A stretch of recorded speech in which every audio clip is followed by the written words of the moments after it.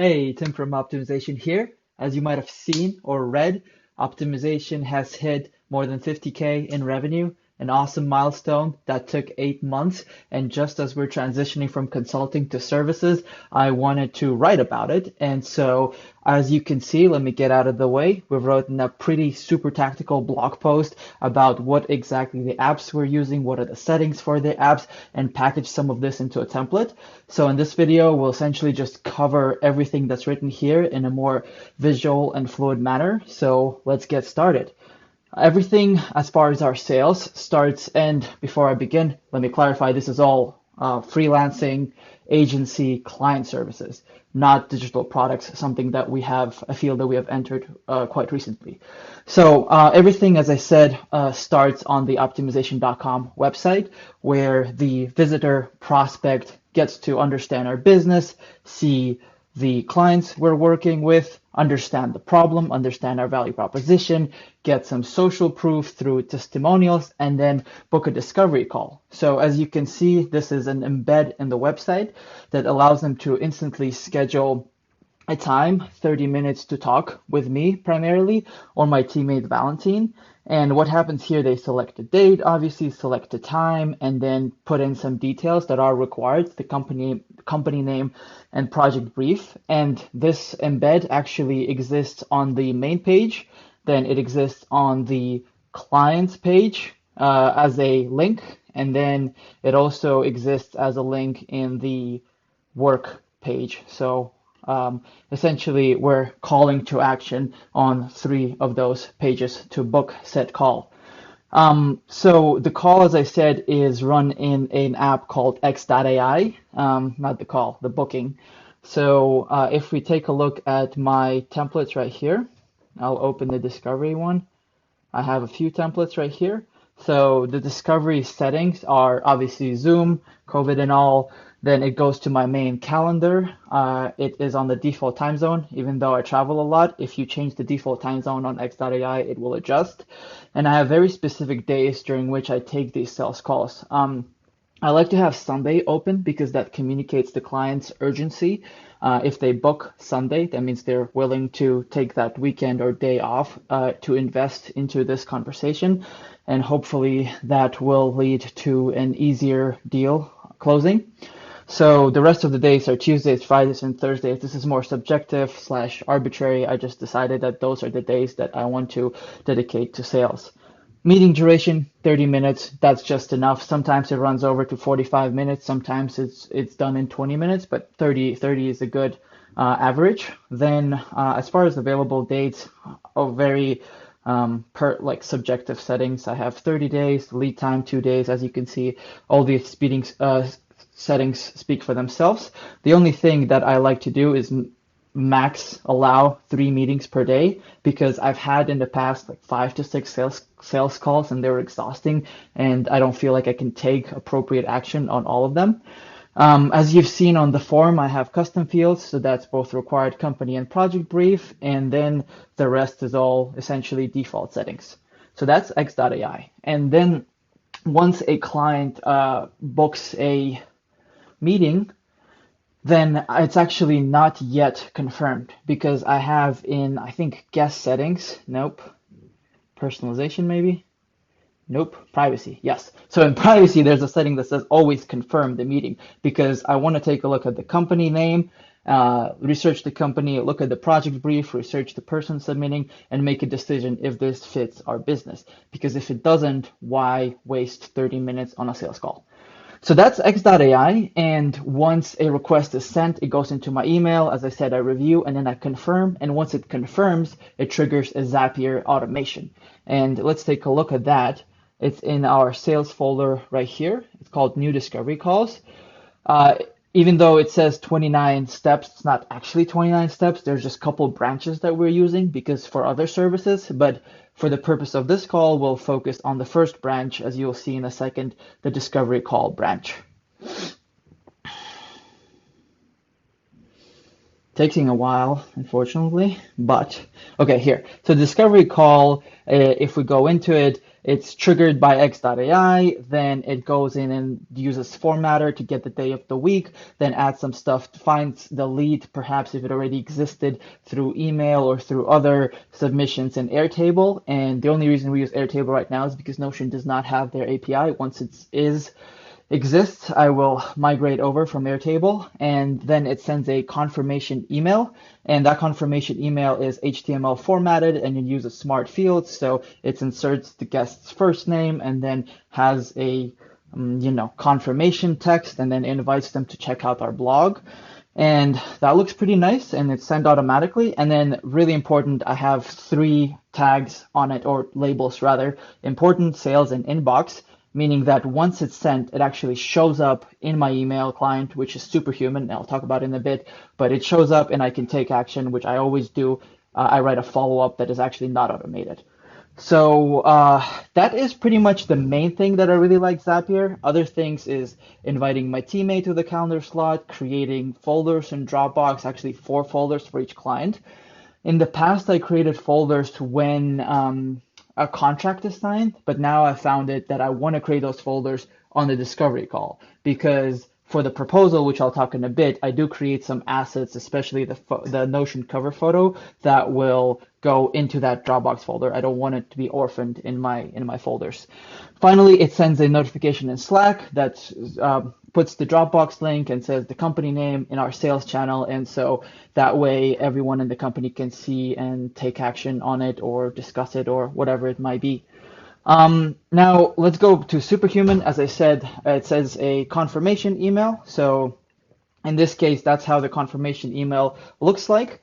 And you already seen it formatted in HTML and Zapier. This is how it looks like in Superhuman. And what I do when I see this and process it, I go ahead and respond to everyone and ask, in this case, Jacob, I ask certain questions, and I've outlined them in the blog post, but they're usually something around what is the project exactly, like are we migrating from another system? So in my case, we're a digital operations agency. So are we migrating to another system? Are we setting up Notion? How many people are using? Like all kinds of qualification questions that help me prepare for the meeting or reject the meeting if it's not a fit. So that's pretty much Superhuman. Then sometimes during the process, I want prospect to share their Notion workspace or whatever. So I use HelloSign to send a mutual NDA. I just open HelloSign, click sign or send, and I already have the template baked in there. Take a bit to load, but essentially that template, it was created by Oric, which is the top law firm in partnership with Stripe. So I got it as part of the Stripe Atlas package. I just click add template and then mutual non-disclosure and add the name and the email once it pops up on the next field right here. And that goes out pretty nicely. And I always make sure to tell the prospect that, hey, I sent you an NDA so that you're comfortable with sharing whatever it is that you want to share. So yeah, after they sign, I do get notifications in Slack as well. And yeah, they usually add me to whatever they need me to add, and we go ahead and take a look at it and use that in preparation of our call. And so once the call actually is scheduled in Notion, I have a, I have a template that I use to create it. So let me go ahead and go to that. Oh, I think my browser's going crazy, but hold on. There we are. Okay, so I actually have so the workflow, once the meeting is confirmed and I feel comfortable with going forward to it, I go to our sales dashboard. I hide the sidebar usually, just wanted to illustrate that it does exist. In my case, I go to projects, create a new project, Then I open that and I call in a template. So new client project. This is a pretty nice template, full width, goes in, adds the cover photo, adds the logo, loads up a nice templated space with a bunch of linked databases that are pre-filtered for this new project. And so what I do then is go to the meetings calendar linked database, create a discovery call with the name of the client. So I bidirectionally link or create that client. So John Doe, I say new John Doe page in new person template, which goes to my people database. Boom, created. Then I indicate who's taking the call, most likely me. Then everything else is pre-filled, as you can see. I usually do it 5 minutes, 10 minutes before the call. And so I add the person, I add the company, I add the project. So right here, I add the people as well. And then I click the new discovery button. And let's go full screen here.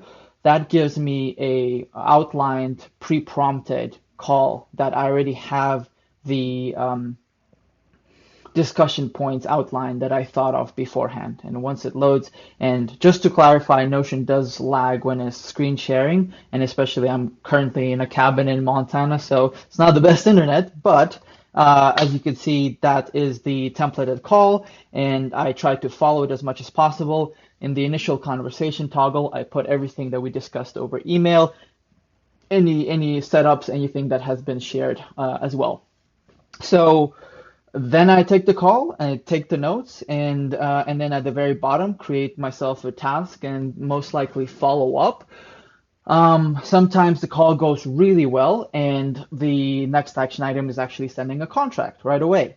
But before the contract, a lot of the times there's that proposal part. So as far as the proposal, what I have already templated is on that project dashboard. You'll see a proposal page already pre-existing, and let me show you. So it actually is right here, but the one that I've created as part of a template is this one. So right here. So it looks like this. It's a very concise, nicely laid out, easy to follow proposal. So what I do in the conversations part, I essentially capture in as concise as possible the pains or the problems, the issues that we've discussed on the call, and then illustrate the goals, the gains, the aspirations, the value that we can bring.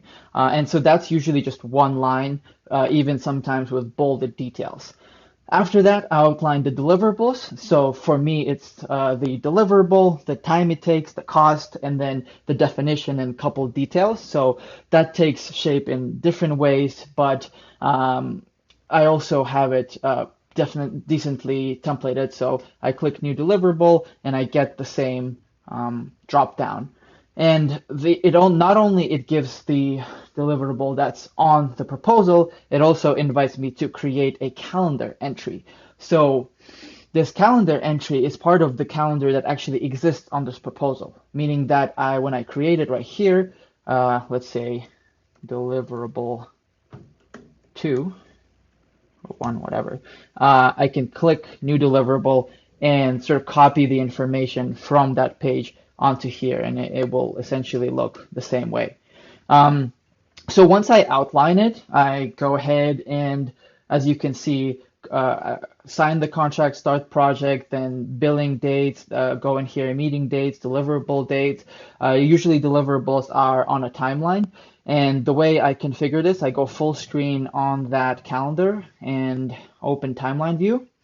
And I take a look here and see the timeline. And I really like this because essentially what I have is the dates in front of me, the days of the week where the said calendar entry starts, and then the duration. So it is templated. So in this case, I believe this is looks like 6-week project, I think. I'm not sure. So it does start on November 23rd, which is in the past, but it's really easy to change. All I do is Command A for selecting everything, and then I grab the start date and drag it to its appropriate start date. So let's say December 20th. It is a Sunday, I can see, so I'm going to adjust it to maybe 21st to start on Monday. Boom. I take a look and see, okay, team training deliverable starts on Saturday. Not the best, so I'm going to go ahead and adjust it. Instead of looking for it in the timeline, I'm just going to open it right here and adjust it to Monday. And so that's how I adjust the timeline. As you can see, it took nothing. It's really easy to do. Once I set that timeline in motion or create it, I automatically have the calendar link database of pricing. So that illustrates how much it costs, when are the billing dates. And I include a couple references and next steps. So that is, yeah, that's the proposal. I also, to final touch, to kind of like mwah, I add a cover photo up top. So in this case, you see this is SpaceX, but I have these many cover photos that I've created for all the proposals, and they're easy to do. It's, by the way, included in the template. You just duplicate it, you put the logo, it's all nicely aligned, and I have the black version and the white version. And yeah, very easy to do. Usually this takes 20 to 30 minutes. Once I tried, because it's so fast for me to make, I've actually tried to send it right away after the call, and I wouldn't recommend to do that because I think it's best to give the prospect some time to digest the conversation, think about the priority of it, and really then once you send the proposal, maybe at least 24 hours after, they can take the best action on that. This is anecdotal and subjective, so just want to say that's what I learned from my sales process. Once the proposal is actually confirmed, there's a step that I do that is not included in the template because it's pretty hard to replicate. But what I'm going to do right now is go ahead and exit out into another type of proposal that we actually have in our own template. So let's go to new project and illustrate this point. And this point, I didn't really explain it, but it's essentially taking the outline. As you can see, this is a sort of example of how I fill out the deliverables, what kind of details I include. I have different templates here. This is all a little bit extra, a little bit too advanced for the template. So what I actually do is once the proposal is confirmed, I have a linked database to my calendar that is part of my workspace. It's an important distinction because these calendars are part of this page, so they're local to that page. And what I believe is good practice is to save that, timestamp it, say that we agreed on this timeline, and then duplicate that and drag those records into your workspace calendar. So just grab these and move them over down here. And so what's cool about this motion, or this workflow rather, is that I have a filter here that filters everything for a new project. So all of these items automatically go into my workspace calendar that I share with my team, that I share with others. They all maintain their formatting from emojis to dates to labels. And now they exist in my broader calendar. And what I mean by broader calendar is that workspace calendar that captures all of the important dates and meetings across our whole organization. As you can see, 495 records. And so that's a very important part of the workflow. And I believe that's pretty much it on the Notion stuff. So then I take, pardon, then I take the proposal and archive it in the client dashboard. And yeah, that is pretty much the Notion part. Finally, I seal the deal with an end co contract. I go ahead and create a contract. It's templated. I just copy those deliverables. I mean, let me show you actually.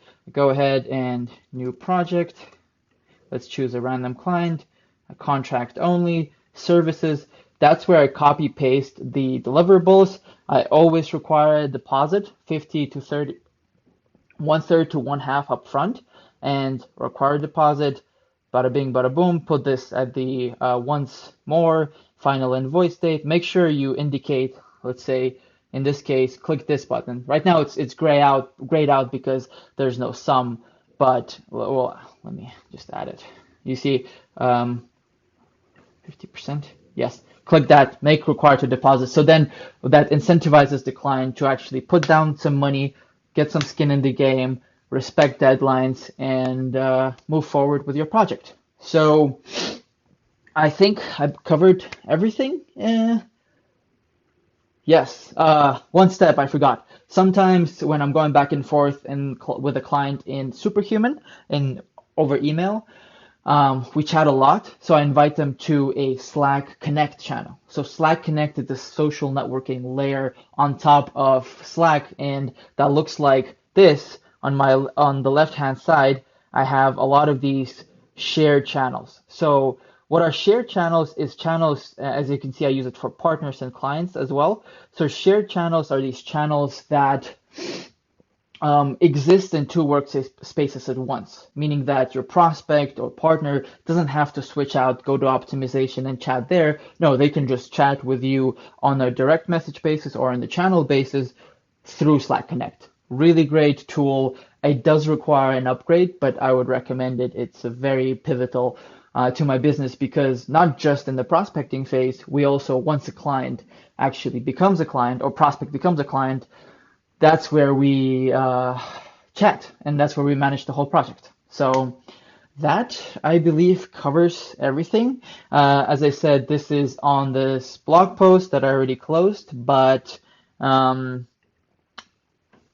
just so delighted and excited to have hit this milestone and excited to share this workflow and this template with you. As I said, there's a template that we're selling for $29 and it includes the Notion template, proposal template, the Figma cover pages and headers for those proposals, and something else. Zapier, yes, the Zapier workflow, which I covered, a simplified version. And it looks like my camera is no longer working, so that's all right. I'm gonna stop this right now.